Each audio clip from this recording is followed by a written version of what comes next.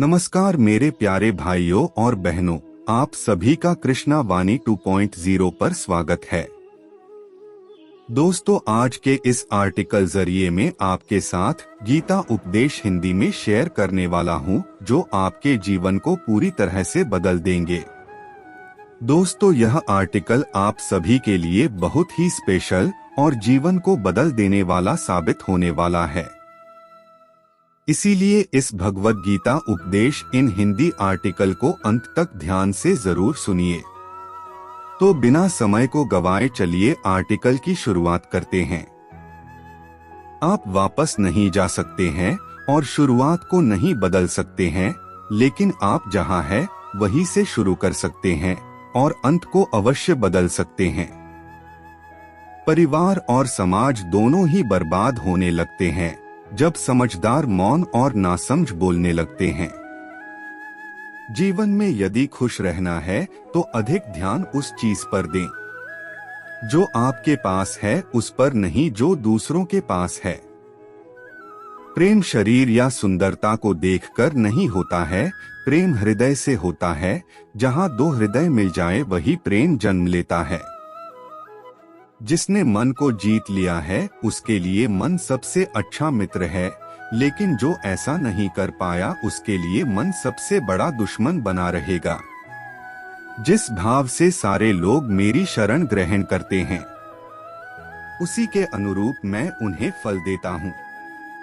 जो आपका है वो आपको मिलकर ही रहेगा, फिर चाहे उसे छीनने के लिए पूरी कायनात एक हो जाए।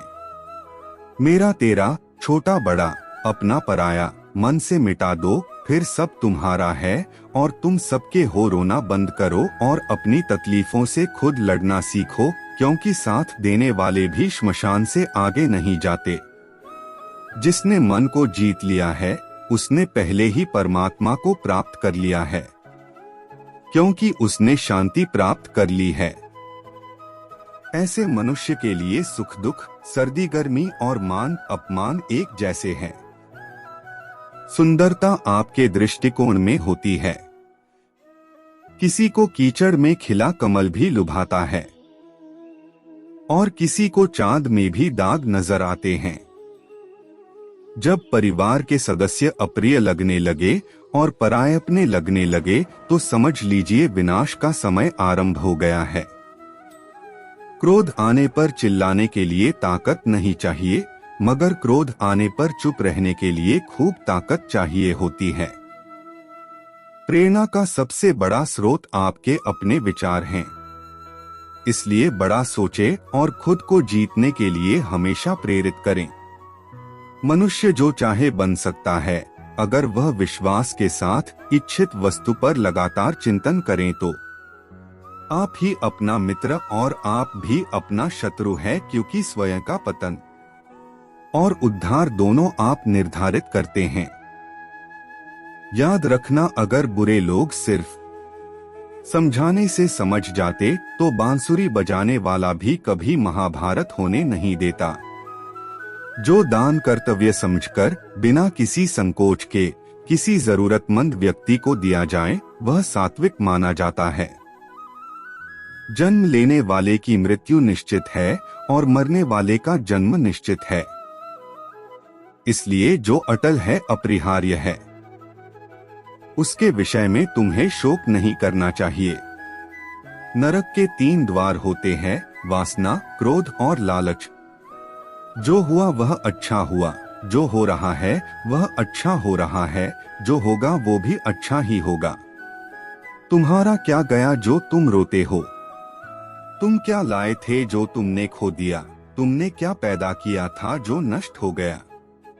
तुमने जो लिया यहीं से लिया, जो दिया यहीं पर दिया। जो आज तुम्हारा है कल किसी और का होगा, क्योंकि परिवर्तन ही संसार का नियम है। प्रत्येक बुद्धिमान व्यक्ति को क्रोध और लोभ त्याग देना चाहिए, क्योंकि इससे आत्मा का पतन होता है। जब उम्मीदें टूटने लगे, कोई रास्ता दिखाई ना दे, तो एक बार भगवद गीता की शरण जरूर ले लेना। बुराई बड़ी हो या छोटी, हमेशा विनाश का कारण बनती है।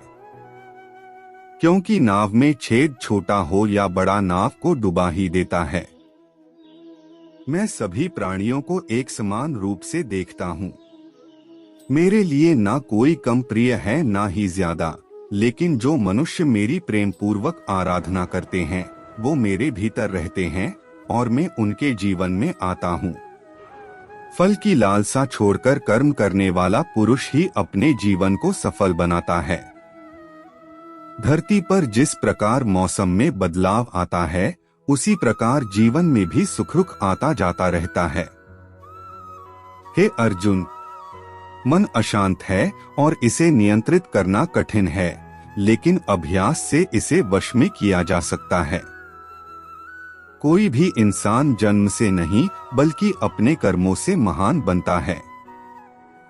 सदैव संदेह करने वाले व्यक्ति के लिए प्रसन्नता न इस लोक में है और न ही परलोक में। जो व्यवहार आपको दूसरों से पसंद ना हो, ऐसा व्यवहार आप दूसरों के साथ भी ना करें। जब जब इस धरती पर पाप, अहंकार और अधर्म बढ़ेगा तो उसका विनाश कर पुण्य धर्म की स्थापना करने हेतु मैं अवश्य अवतार लेता रहूंगा। यह सृष्टि कर्म क्षेत्र है, बिना कर्म किए यहाँ कुछ भी हासिल नहीं हो सकता।